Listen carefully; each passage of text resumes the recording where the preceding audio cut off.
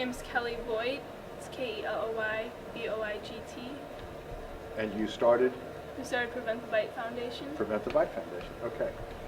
Now, so Kelly, talk to me about how old were you, and what led to your the Bite Foundation? Well, I was 7 years old when I was attacked by my neighbor's dog. And how big was the dog? It was a big dog, Siberian Husky. And how big were you? I was pretty small, 7 years old. Okay. Just a little kid, so... and how bad was the attack? I received about 100 stitches in my face and throat and Wow. suffered from post-traumatic stress disorder and depression. And it was just hard for me to get over it, and just the injuries were very bad. And how long were you in the hospital? Just a night. They just stitched me up and sent me home that night. But I think just the emotional issues took a little longer. And I just realized that I didn't want any other kids to get attacked like I did, so I just wanted to help them and do something about it. All right, so now if we're going to put this tape up on the Jefferson Award's website, and if other kids want to know about what to do so you don't get bitten by a dog, what do you tell them? Well, one of our biggest things is wait. And that's what we tell kids to do when they see a dog on a leash with its owner that they think they might want to pet. And we tell them to follow the steps of wait. And the W stands for wait. You wait and see if the dog looks friendly. The A stands for ask. You ask the owner for permission to pet the dog. The I stands for invite. You curl up your hand in a fist, put it to your side, and let the dog come to you and sniff you first.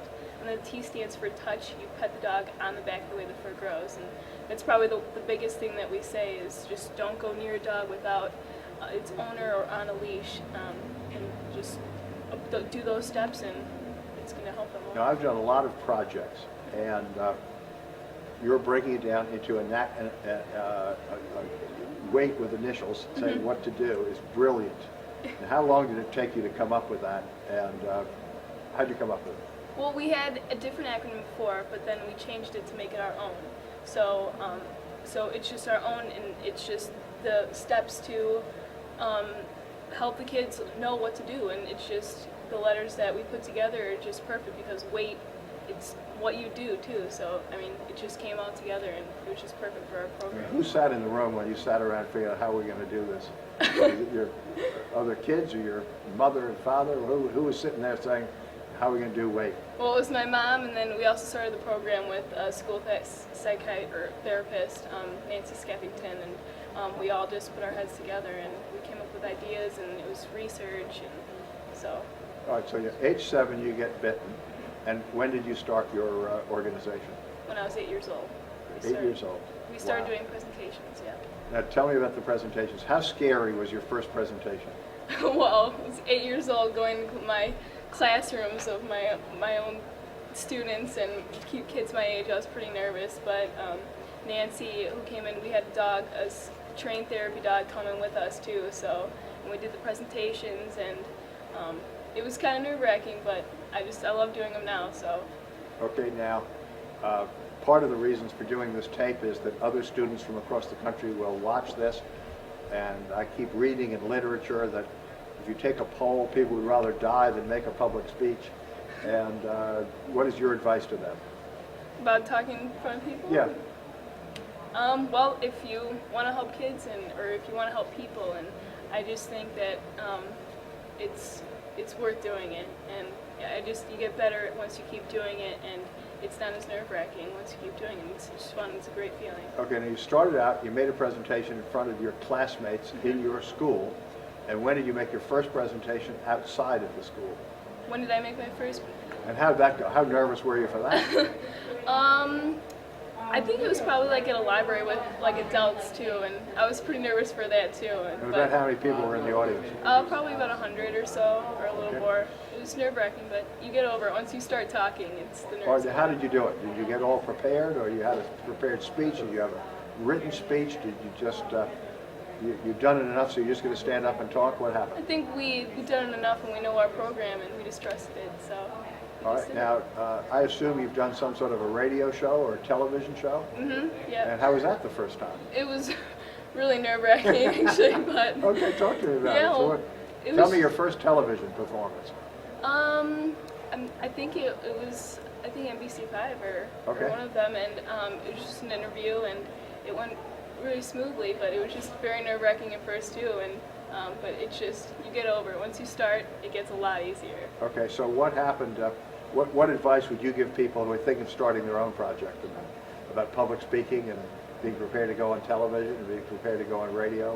What would you say? I think just, you have to trust yourself, and you know that you're just going to do well, and just don't think that you're going to make mistakes or else you will. So you just have to trust what you know and just go up there, and it gets easier once you start. Now, if you were to make up a number, how many presentations, how old are you now?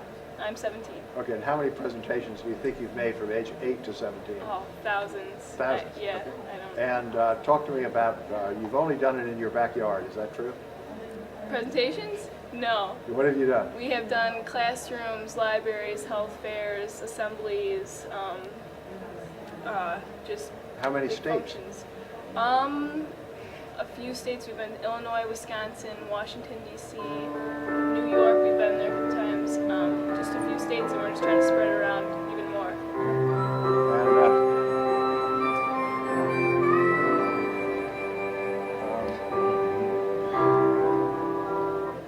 And, that's great.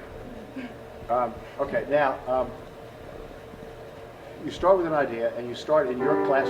Can we turn that off? Is that possible? Yeah. Give me 5 minutes. When people start coming, then you turn that on. Is that the idea? Okay. So you start at age 8 and you start in your classroom. Now, I believe your project is national. How did it get to go national? And how are you going to tell kids to think big and think national? How did your project get to be national? Well, we spread the word. We tried to spread the word and help get other people involved in our program. And we have the American Academy of Pediatrics. And how did you get that? The American Academy of Pediatrics didn't just show up one day and say, I want to help you. What happened? Well, my pediatrician, who is also one of our good friends, he really loves our program, and he's actually on our board now. Great. So he helped us get all of them and get involved with that. So he helped us get the American Academy of Pediatrics. All right, so now here's your pediatrician who likes it. And is he part of a regional association of pediatric doctors? Or national? How do you think what happened? You know? I think he just sent it to all the pediatricians, and what they do is they bring our flyers and they teach their kids and give them the flyers on what to do and the proper steps, and they talked about it at their meetings, and they sent it to all 60,000 of their members. All right, that's pretty good now. 60,000 members, and how many states? I'm not sure how many states. What do you think? All 50,000? All 50 states? International. International. All right, let's ask the question again. So now, you start in your classroom at age 8, and now you go to your pediatrician who likes it, and he goes and gets how many pediatricians involved? They have 60,000 of their members. And in the United States, all around the world? It's international. International. All right, now what else have you done to take your project and go national? Our program is, we send it to all 37,000 U.S. post offices in the United States. Okay, now how'd you get started on that? You just walk over there and said, Mom, we're going to send this to 37,000 post offices. What happened? Well, they asked me to be their national Who did? spokesperson, the U.S. Postal How? Service. Why? We sent all our information out everywhere, and they actually changed our information to mail carriers. They said mail carriers were their main focus, and they actually changed their focus to children because they learned that children are bitten more times. Well, but than go mail slower carriers. now. You're sending out stuff, and who did your local postman get excited, or you just sent stuff out to everybody, and suddenly somebody from the post office called you back? What happened? We I could probably and then Go ahead. cut you out. It was National Dog Bite Prevention. We found out that National Dog Bite Prevention. Okay. We found out that existed, and it was sponsored by the U.S. Postal Service and the American Veterinary Medical Association. Okay. So we just contacted them and sent them our information, and they decided they liked it. Terrific. So Okay. every year since 2004. All right, so now, you now start with your pediatrician, and you end up with 60,000 pediatricians all around the world. And now you run into National Dog Bite Week. And what happens with that? Who is sponsoring National Dog Bite Week? Well, we found out that the U.S. Postal Service sponsored National Dog Bite Prevention Week, and we contacted them, and they contacted us, And who did you get on the phone with somebody? Who did you get on the phone with? we contacted them about our program. I know. We told them And what somebody we do. calls back. And they emailed us back, and they wanted us to be their And they national pick up the spokesperson. phone and they say, "Hi, Kelly, I want to be," what do they say? They wanted me to be the national spokesperson for their National Dog Bite Prevention Week. All right, so now what do? You get on a plane and fly to Washington? Where do you go? Yeah, they flew us down to Washington, and we spoke in front of a bunch of people. And How many talked- people? Oh, there's like probably a couple hundred people there. Okay. And they broadcasted it, and they changed their focus to children being bitten more than mail carriers. So, All right, now, so what is your advice to other students with an idea? Think small? no, think big. Why? Always gotta think big. What's easier, to think big or to think small? You gotta think big. Okay, all Yeah. right, now, talk to me about the stuff that you've done. Do you think that you've learned any lessons which will help you 25 years from now? Oh, for sure. Like what? Well, after starting these programs, it brings your attention to so many other different things that are going around the world, and that just people need to be doing more things, and that more things can be done. And I feel like if more people get involved with certain things, that it can make the world a better place. All So, right, what skills do you think you've learned by doing this? definitely, public speaking for Okay, one, that's great. and How about teamwork? teamwork. Talk to me about definitely. teamwork. Well, we got a team together. How'd you which do that? Helped. Well, How do you put a team together? we brought people that wanted to help us, that wanted to change something and help us out with our program, and we just stuck together, and it continued, and more people wanted to help. And it's just, if you get the word out and let people know, people will come to you, and they want to help you. And do you get more help from classmates and peers, or more help from adults?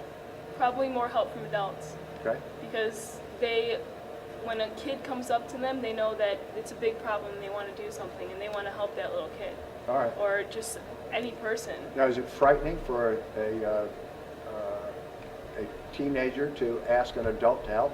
Yeah, it can be frightening, but you have to do it. If you want to change something, you have to stick with it and go after it. Okay, and if you go up to an adult as a teen or a young person,